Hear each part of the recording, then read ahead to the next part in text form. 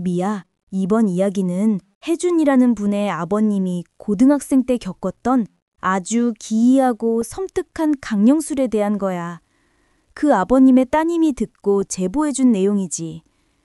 1985년 여름이었대. 당시 고1이었던 혜준 아버님은 야구부 합숙 훈련을 갔지. 훈련 중에 가장 힘들었던 건 야간 담력 훈련이었는데 불빛 하나 없는 깜깜한 산길을 달려야 했거든. 그런데 어느 날 밤 훈련 중에 산 중턱에서 고소한 부침개 냄새가 솔솔 풍겨오더래. 냄새에 이끌려 샛길로 들어서니 낡은 초가집 한 채가 나타났어. 안에서는 할머니 할아버지가 무언가를 조심스럽게 꺼내 신발 옆에 두시더래. 자세히 보니 낡은 혀자 구두였지. 잠시 후 할아버지가 음식상을 들고 나오셨고 배고픔을 참지 못한 혜준 아버님과 친구들은 염치불구하고 밥을 좀 얻어먹을 수 있냐고 물었대. 할아버지는 흔쾌히 아이들을 방 안으로 들였어. 방 안은 살림살이 없이 낡은 제사상 하나만 덩그러니 있었고 그 위에는 젊은 여자의 사진이 놓여 있었지.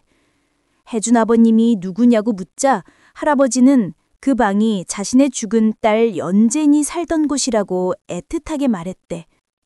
식사를 마친 아이들이 인사를 하고 나가려는데 할아버지가 이상한 제안을 했어. 소원을 이루는 방법이 있는데 4명이 필요하다는 거야. 할아버지는 방 한가운데에 아이들을 세우고는 구성물이라는 이상한 규칙을 설명했지. 눈을 감고 소원을 빌며 벽을 짚고 걷다가 앞사람 등이 닿으면 등을 2번 치고 멈출 것. 등을 맞은 사람은 똑같이 앞으로 걸어갈 것. 그리고 할아버지가 멈추라고 할 때까지 계속할 것. 할아버지가 나가고 문이 닫히자 혜준 아버님부터 놀이를 시작했어. 칠흑 같은 어둠 속에서 벽을 짚고 걷다가 친구 등을 치고 멈추기를 반복했지. 그런데 미야, 몇 바퀴 돌다 보니 뭔가 이상하다는 걸 깨달았대. 4명이면 마지막 사람은 등을 칠 사람이 없어서 놀이가 멈춰야 하잖아. 그런데 어떻게 계속 이어지고 있는 걸까? 그럼 여태껏 자기 등을 쳤던 건 누구였지? 바로 그때 혜준 아버님의 손끝에 누군가의 등이 닿았는데 얼음장처럼 차가운 느낌이 들더래. 소름이 돋아 뒤를 돌아봤지만 거기엔 아무도 없었어. 할아버지!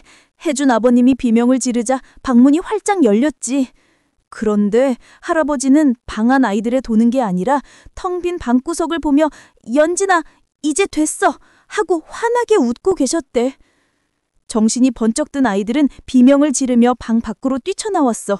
신발을 구겨 신으며 무심코 방 안을 다시 봤는데 액자를 끌어안고 연진아, 연진아! 딸의 이름을 부르는 할아버지 어깨 너머로 아까 제사상 위 사진 속에서 봤던 그 딸 연진이가 미소 띤 얼굴로 서 있더라는 거야.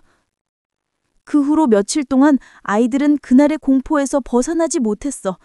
나흘째 되던 다음 훈련을 마치고 숙소 복도를 걷는데 아무도 없는 복도에서 도망쳐 하는 여자의 목소리가 들려왔대. 겁에 질려 걸음을 재촉하는데 갑자기 등 뒤에서 얼음처럼 차가운 손이 나타나 혜준 아버님의 얼굴을 뒤로 확 꺾어버렸어. 고개가 완전히 뒤로 젖혀진 채 눈앞에 나타난 건 바로 그 액자 속 연진이의 얼굴이었어. 귀가 찢어질 듯한 비명과 함께 혜준 아버님은 그대로 정신을 잃었지. 다음 날 겨우 정신을 차린 혜준 아버님은 코치님께 사정해서 집으로 돌아왔어. 그런데 나중에 관리인 아저씨를 통해 끔찍한 사실을 알게 되었지.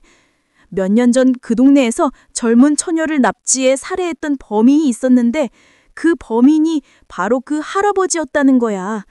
그리고 그 살해당한 처녀가 어쩌면 연진이었을지도 모른다는 거지. 미야, 생각해봐. 그 할아버지는 죄책감 때문이었을까? 아니면 딸의 혼이라도 곁에 두고 싶었던 걸까? 그 구성놀이라는 강령술로 아이들을 이용해서 어둠 속에 숨어있던 5번째 존재, 딸의 원혼을 불러내려 했던 건 아닐까? 정말 소름 돋는 일이지.